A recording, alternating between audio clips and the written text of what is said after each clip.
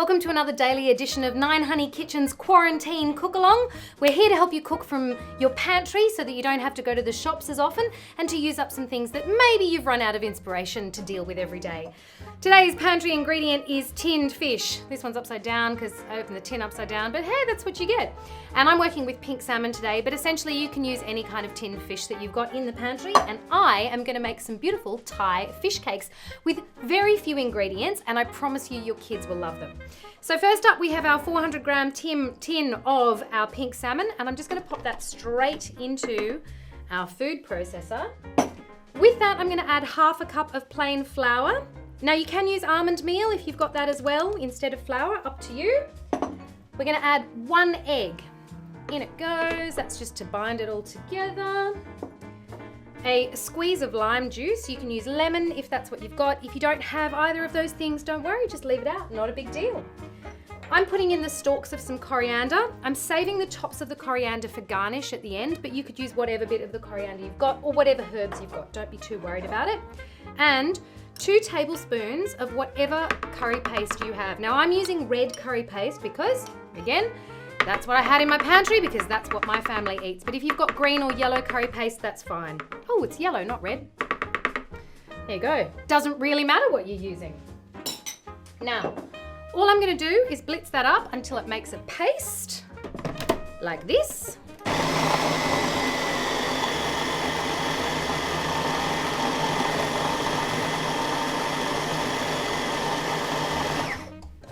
Have a look at it.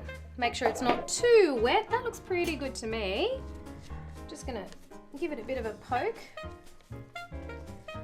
All right, now if you're cooking along at home, and I really hope you are, now is a good time to turn your fry pan on because we're just gonna give these a little bit of a fry. Okay, so just heat your fry pan up. I'm going to give this one last blitz just to incorporate those last bits.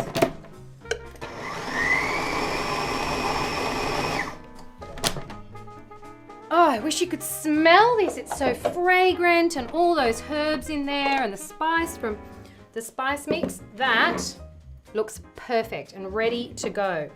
Now, just give myself a little bit of room here.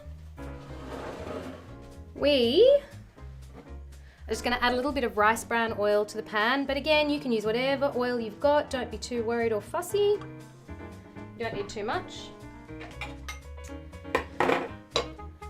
And once that oil is heated, we're just going to put little dollops of the paste into the pan and fry it off. The good thing about tinned fish is it's ready to eat, so you don't have to worry too much about whether or not you're cooking it through. And a little bit more heat. All right, let's see how this first one goes. First one's always a good gauge for the others.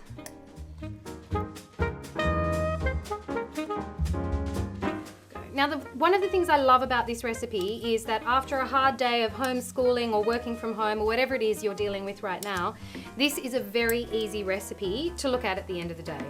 Doesn't take long, doesn't take a lot of technique. It's just whatever you've got in the pantry in terms of fish and some spices, and away you go. We're just going to cook those now until they're ready to flip. We'll flip them over and then we'll do the rest of the batter.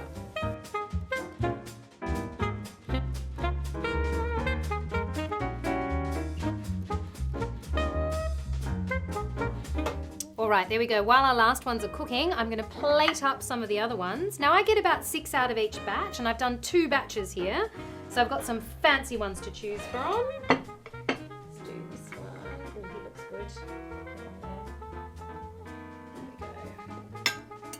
There we go. You can see how easy they are to cook. They're very, very forgiving, which is one of the things I love about them. Let's pop him over here with the others.